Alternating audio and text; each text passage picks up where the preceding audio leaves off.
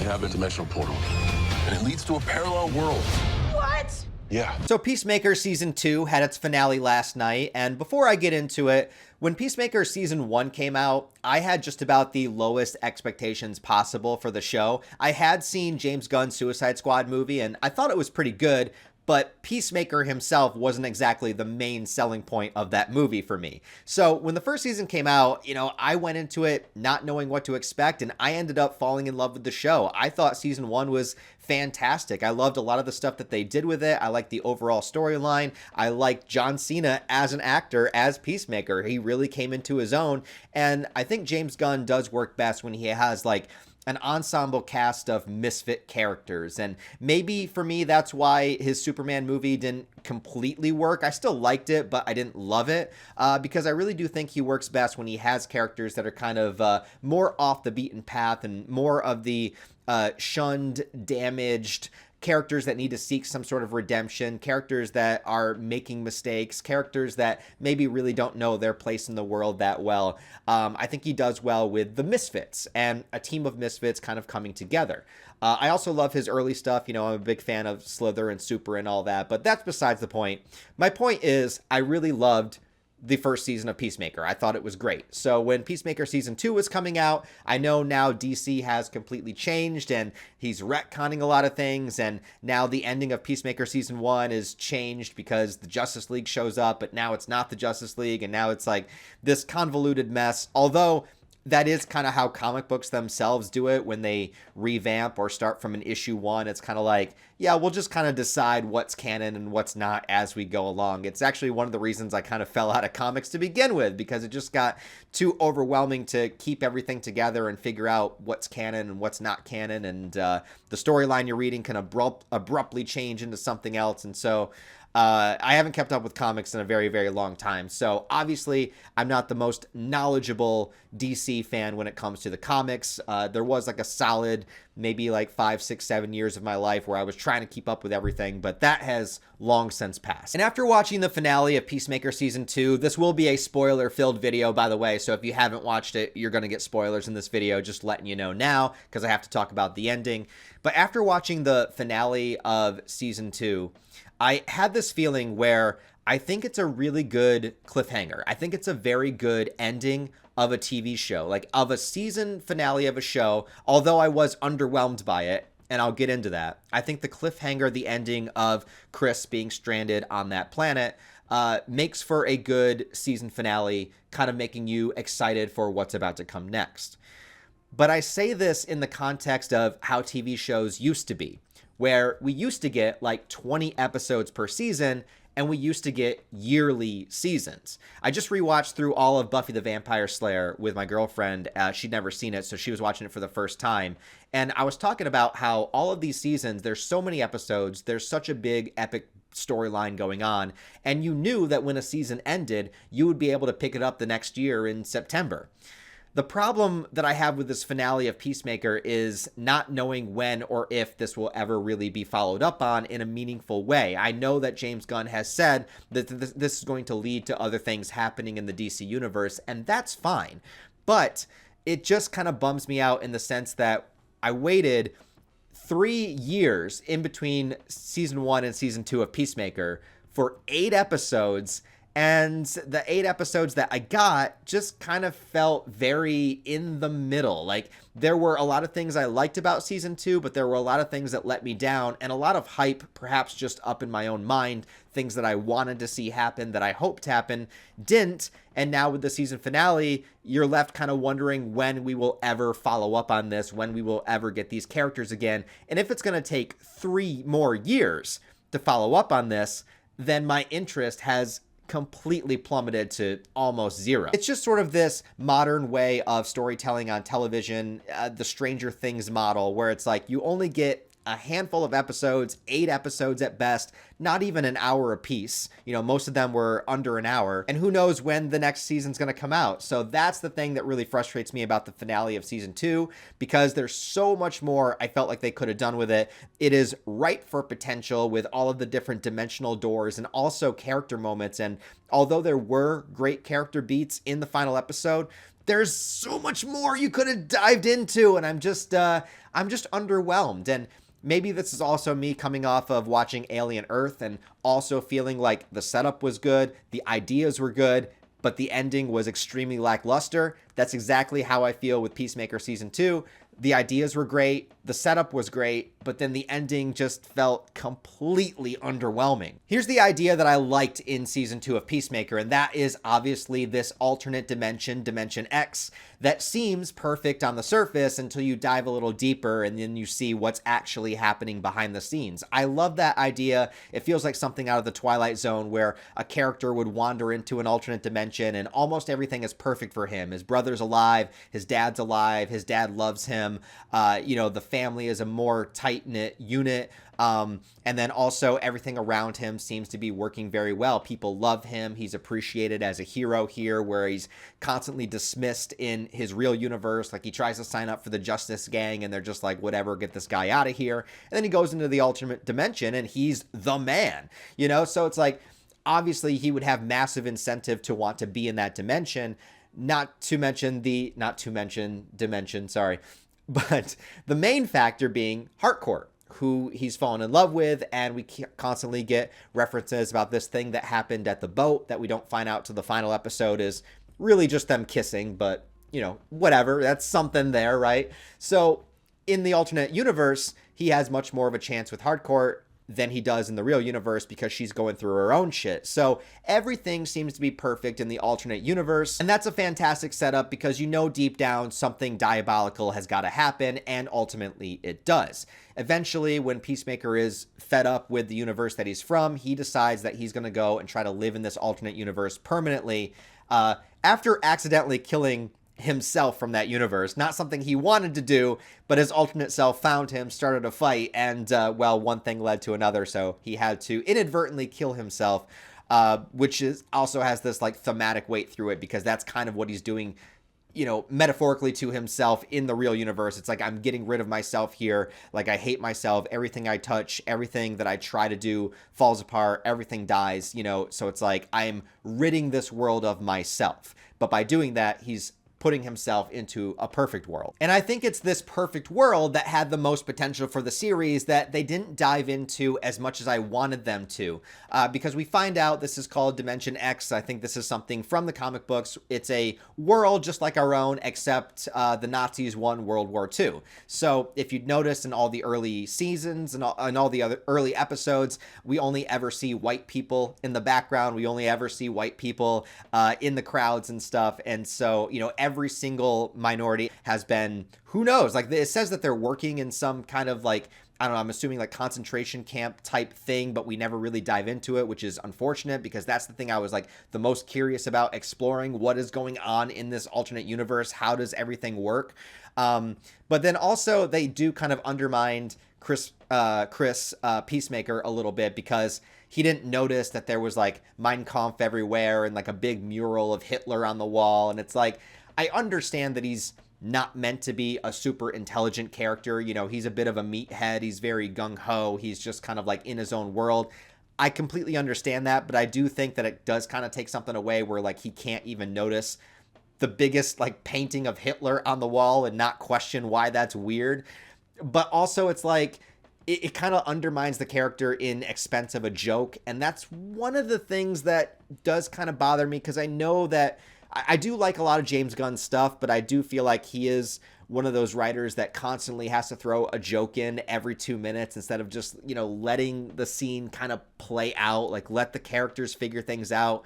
And sometimes when you take away an aspect of the character in order to tell a joke instead of the other way, like the joke isn't coming from the character is undermined for the sake of the joke. You know what I mean? And that happens sometimes. It happens in Joss Whedon stuff, which I like. I just talked about Buffy, and every time it does happen, it always bugs me. And it's just one of those little things that bugs me. Also, while exploring this new world, I thought a wonderful twist. My favorite episode was the episode before the finale, where you find out that Peacemaker's dad in this universe isn't actually as terrible a person as he was in our main universe. Yes, he is living in this world, but he doesn't necessarily agree with the authority that controls everything. He is just trying to do the best he can to protect the people around him. He is a lower, more street level hero in a way, even though he does have really high tech.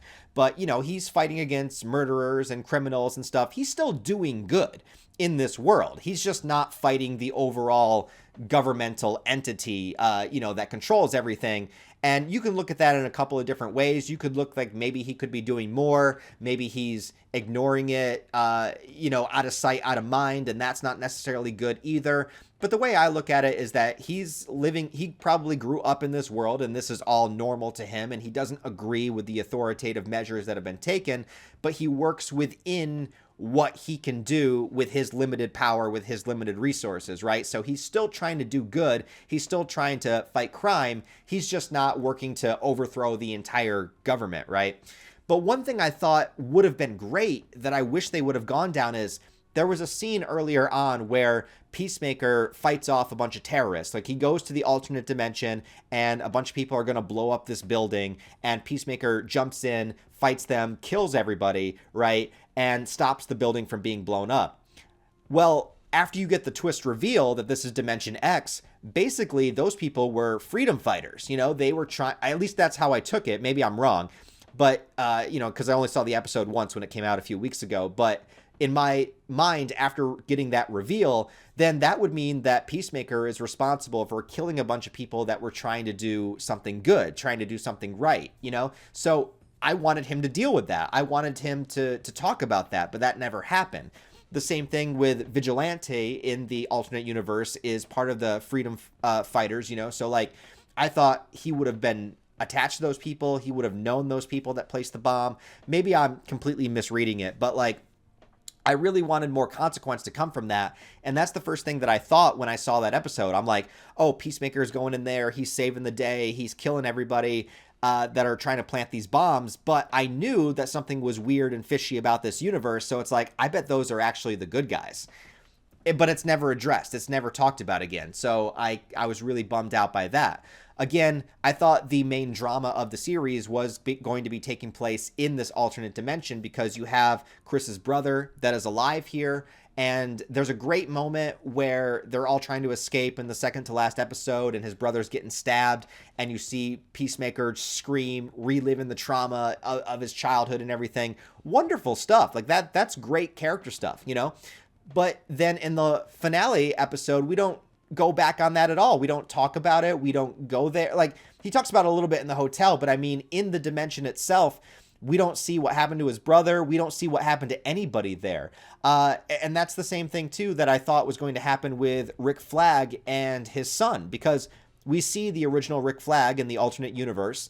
We see, his relationship with Harcourt and everybody. And I, honest to God, thought one of the biggest moments of this whole season was going to be Rick Flag Sr.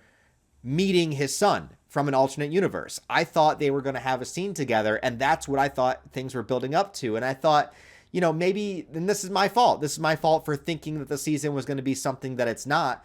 But man, like, he's going through this, like, he's going through so much. Rick Flag Sr. is going through so much, to get in the right position he needs to, making deals with Lex Luthor, doing a bunch of horrible stuff, all for vengeance of his son. What would happen to his mind, to his psyche, to his plan if he actually got to talk to his son again? Yeah, it's from an alternate universe, but that Rick Flag seemed to be pretty much the same. So, I just thought that was a missed opportunity for some heavy drama of this man that is grieving for his son to the point where he's, willing to make deals with the devil, and we don't get to see him interact with his son. It's like, I don't know. I wanted that to happen. The finale doesn't have anything to do with the alternate dimension. We don't even see it. So, they get the dimensional portal or whatever, and Rick Flag Sr. is having everybody go in and explore, and we get to see a bunch of other universes that, I'm sorry, to me, they just felt incredibly generic and bland. Like, as opposed to the first universe that we see with Dimension X, and it's like alternate doppelgangers of everybody else in an interesting world where, the U.S. lost World War II and what things would be like and everything. All of these interesting things to explore.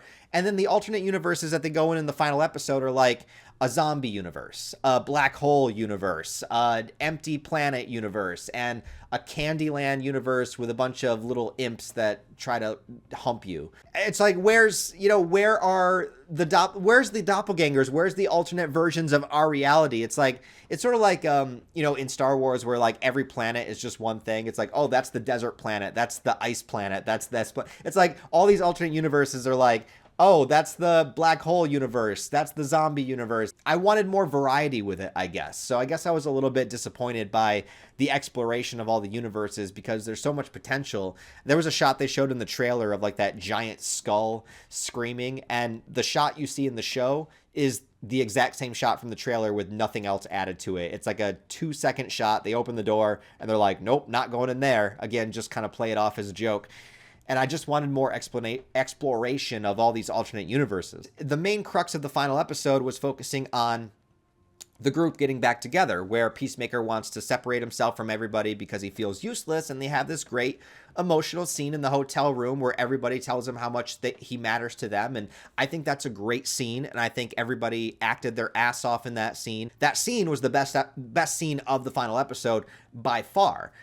But it's surrounded by just a bunch of music montages. And again, James Gunn is very good at this, but I felt like it was a little bit overused in the last episode, where every 10 to 15 minutes, there was another kind of musical montage scene. There was a scene of Peacemaker and Hardcore watching the bands at the boat, which was the backstory. And then there was also him in the hotel room. There was also when they were exploring the dimensions, it was a montage scene.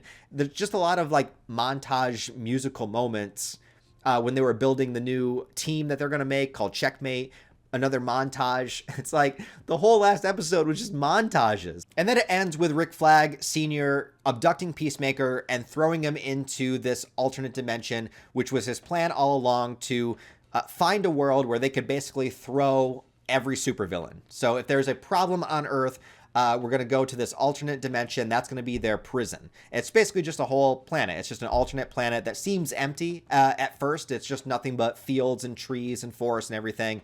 But at the end of the episode, Peacemaker does hear like growling and snarling. So there's some kind of monster or creature, on this universe. But it's a good evil villain plan. It's something Lex Luthor was going to do. And theoretically, you could probably convince a lot of people that it's a good idea, right? People that are way too dangerous and powerful to be kept on Earth, that can't be held inside of a normal prison. Well, we'll just throw them onto some other planet in some other dimension. That can be their prison.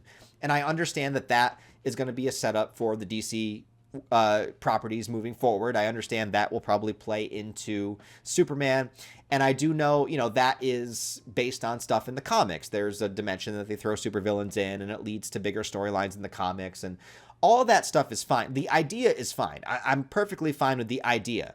The thing that bums me out, though, is that the final episode didn't really follow up on any of the main points of the entire season, other than that one hotel room scene. Didn't follow up on anything with Dimension X, didn't follow up on any of the dimension exploration that was, felt like it was right for opportunity, and just kind of ended in an okay way, where, again, if we were getting another season next year, I would be fine with this cliffhanger. But since we don't know when or if we're ever going to get a season again, or how it's going to turn out, then it just feels like it's a little bit lackluster. And maybe if we had more than 8 episodes a season, like if we had a 20 episode season, and we could have explored a lot more of what was going on here. But when you have to cram everything into 8 episodes and then have no idea when you're getting another season, that bums me out, man. Like 3 years between season 1 and season 2 of Peacemaker. And I know that there was a whole DC change of command or whatever, so maybe that played into it, but holy shit, like if this is it, that was the finale, and now we got to wait another 3 years, I just am not as invested anymore. Overall, I thought season 1 was way better. And granted, this is me remembering season 1 from 3 years ago. I haven't rewatched it, so take that for what it's worth. But I remember thinking season 1 was so damn good. I was like, I cannot believe this show is as good as it is.